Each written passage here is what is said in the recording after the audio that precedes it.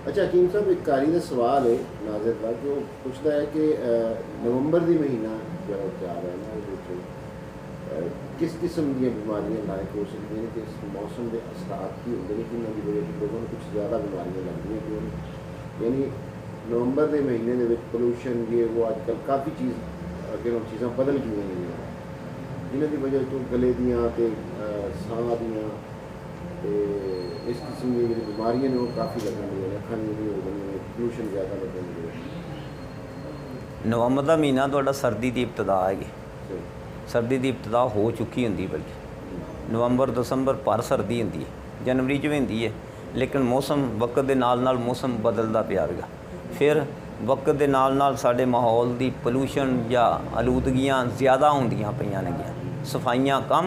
क्योंकि असली दरख्त उस माहौल के जोड़े दरख्त होंगे ने वो कट छड़े ने, असीं नवे दरख्त लिया के लाए ने गैर माहौल के जोड़े उस माहौल ना उन्होंने माहौल पसंद करता, ना कोई फल देंदे ने, ना फुल लियाउंदे ने,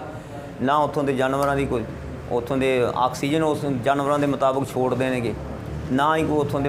माहौल के मुताबिक वो समैल उन्होंने उत्थे होंदी, सारे नापसंदीदा। लिहाजा ये भी ना एक पोल्यूशन का एक जरिया कि जोड़े दरख्त गैर इलाके दे लिया के दूसरे इलाके लगा दिते जाते, सारे साढ़े दरख्त इस तरह ही नहीं। साढ़े तुसीं देखते जानवर भी कोई नहीं एडे लगे ने, जानवर भी बहना पसंद नहीं करता, वो जानवर भी इत्थे नहीं है क्योंकि उन्होंने वो चीज़ समैल पसंद ही नहीं हैगी। वो मौसम सर्दी खुशकी का मौसम है, नवंबर का मौसम सर्द खुश्क मौसम है, तो उत्थे सर्द खुश्क अमराज लगने ने, इस वास्ते गला बैठ गया,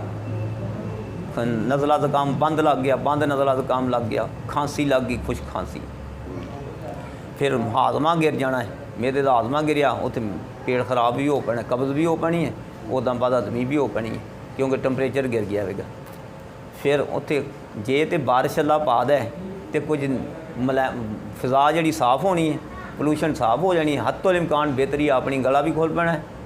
खांसी भी बेहतर हो पैनी है, माहौल च भी जी नमी या खुशगवारी आ पैनी निस्बतन, सर्दी खुशकी के अमराज पैदा होने ने जी उत्थे। मसलन किहड़े हो सकदे गला होने तुसीं हाँ जी, खांसी है, नज़ला बंद है, फेफड़ियां दे अमराज ने, हाजमे दियां खराबियां आ पैणियां ने, फिर जिल्द खुश्क होने लग पैनी है, फिर तुहाडे होंठ फटन लग पैणगे, फिर तुहाडे अपना की कहते हैं सांस दियां तंगियां आन लग पैणगियां, ਜਿਹੜੇ कमज़ोर आदमी उन्होंने दिलदार का भी आने लग पेगा, फेफड़े के अमराज ज़्यादा हो पेंदे ने।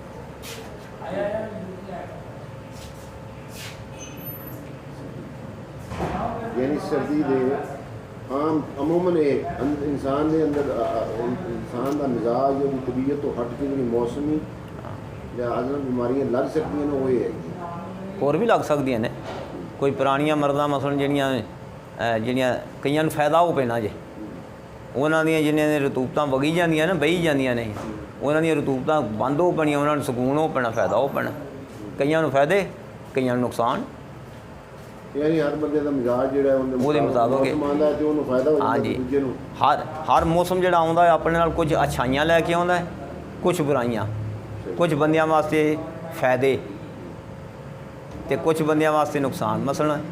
गर्मी का मौसम आया है, जोड़े ठंडे मिजाजी लोग उन्होंने वास्ते वो फायदा कि उन्होंने मिजाज ताज़ा हो गया, साह सूह सौखे हो गए, ठीक हो गए। जे सर्दी का आया है तो सर्द वाले वास्ते औखा, तो गर्मी वाले वास्ते सौखा, तो गर्मी का मौसम गर्मी वाले वास्ते औखा, तो सर्दी वाले वास्ते सौखा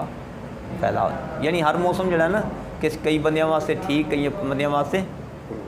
नुकसान नहीं ठीक। हर मौसम अपने नाल अच्छाइयां बुराइयां लियाउंदा है कि अच्छाइयां कुछ अच्छाइयां, हर मौसम अपने नाल अच्छाइयां ज़्यादा लियाउंदा है, बुराइयां कम होंदियां।